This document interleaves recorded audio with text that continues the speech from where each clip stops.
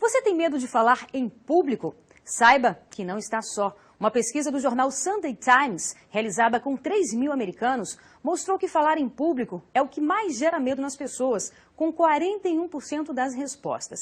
Quem vai nos dar dicas de como superar este medo é o professor de oratória Jorge Davi Teres. Bom dia, professor. Bom dia, Renata. Prazer. Obrigada pela sua participação aqui no nosso programa. Realmente é grande o número de pessoas que têm medo de falar em público? Na verdade, Renata, todos os seres humanos normais têm receio de falar em público. E por que isso acontece?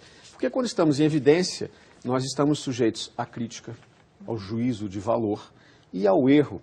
Só para você ter uma ideia, essa informação está pública no nosso site, um dos 3 últimos candidatos à presidência da República foi nosso aluno no curso de oratória. Interessante. Não podemos revelar quem foi, isso não.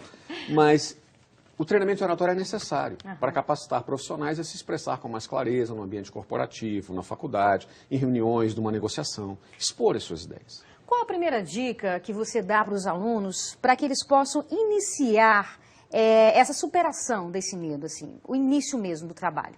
O primeiro passo é perceber que todos nós somos capazes de enfrentar esse desafio. Primeiro, nós temos que melhorar a nossa atitude. Como nós nos posicionamos diante da plateia? Conhecer o tema é essencial, mas precisamos saber também como gesticular, como assumir uma postura equilibrada, transmitir segurança.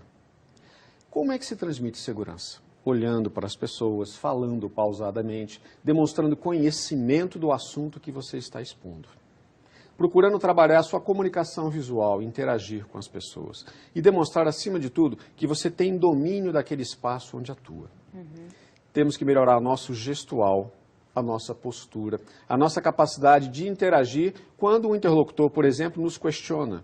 Nós temos que ter a capacidade de discutir as nossas ideias, os nossos posicionamentos, evitando conflitos.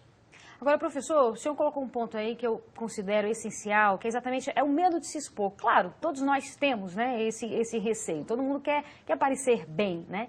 Então, acho que no primeiro momento é importante também você ter esse autoconhecimento e, acima de tudo, se permitir errar, né? Saber que você está ali exposta, mas você vai errar, isso é normal no ser humano. Você colocou, Renata, um ponto fundamental. Nós temos que trabalhar o autoconhecimento. E o autoconhecimento depende de uma melhoria permanente, constante, da nossa percepção interna, dos nossos medos e como lidar com isso. De um modo geral, todo ser humano tem medo e pensa que isso é ruim. Na verdade, não necessariamente. O medo nos impulsiona, ele nos auxilia ao enfrentamento dos desafios. É até uma proteção também, Exato. Né, em alguns casos. Na verdade, esse é um desenvolvimento da nossa espécie. Interessante que as pessoas que praticam uma atividade esportiva, elas gostam de dizer assim, eu vou praticar um esporte porque eu gosto da adrenalina. A adrenalina nos ajuda a um desempenho melhor numa atividade esportiva. Quando estamos diante da plateia, é o mesmo processo. O nosso organismo, o nosso cérebro faz um diagnóstico de que você está numa situação de risco. De risco, de perigo. E aí o perigo gera adrenalina. A adrenalina gera ansiedade, nervosismo. E o que nós fazemos no IOE, no Instituto Oratório Emocional, é treinar as pessoas a lidar melhor com essa situação de evidência. Mas aí tem algum mecanismo interno que você trabalha com as pessoas? Como é que é isso? O primeiro foco é a questão do autoconhecimento. Sim. Mostrar que é possível desenvolver a inteligência emocional ou intrapessoal, que é a questão do autocontrole, da autopercepção, da autoimagem. Tem exercícios para isso? Tem. Nós trabalhamos a questão do desenvolvimento do gestual, da postura, da impostação da voz, do discurso de improviso, da capacidade de interagir em ambientes críticos, onde você vai ter o seu argumento questionado e muitas vezes de uma maneira forte. E treinar a pessoa para que ela enfrente qualquer desafio. De um modo geral, quando uma pessoa está em evidência, ela enfrenta 3 aspectos relevantes. O medo da crítica, do juízo de valor, o desafio, porque sempre alguma coisa foge ao nosso controle, e o próprio fator tempo gera muita tensão. Às vezes a pessoa começa a expor um tema e ela perde o foco, e ela começa a falar sem um direcionamento. E é importante você ter controle, em primeiro lugar, do que acontece no seu organismo. E é interessante, é até muito engraçado, porque cada pessoa reage de uma maneira diferente. Tem pessoas que perdem a visão, então as pessoas não conseguem enxergar a plateia. Tem pessoas que perdem a sua audição. Um desconforto muito comum é o lapso mental. Uma pessoa, ela estuda, ela domina o tema, só que quando ela começa a falar, ela fica com aquela fisionomia, esquece tudo. Como lidar com isso? O que provoca isso é a adrenalina. E nós temos que trabalhar concretamente para tentar diminuir esse excesso de adrenalina. E como é que é esse trabalho? Primeiro, com uma demonstração de que é possível superar o medo. E para que uma pessoa supere o medo, ela precisa admitir que tem receio. Quando a pessoa nega, eu não tenho dificuldades, eu não tenho medo, fica mais difícil o verdade. enfrentamento. Uhum.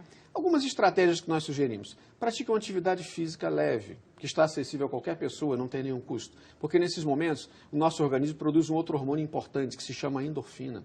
A endorfina tem a capacidade de regular a ansiedade interna, de reduzindo a adrenalina, que provoca o erro, a ansiedade e o nervosismo.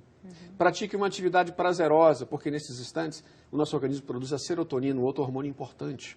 O hormônio do prazer conhecido, que vai deixar a pessoa mais equilibrada, mais tranquila. Chegar cedo ao local do evento, monitorar a qualidade das pessoas que vão assistir você, se elas têm o domínio do tema ou não.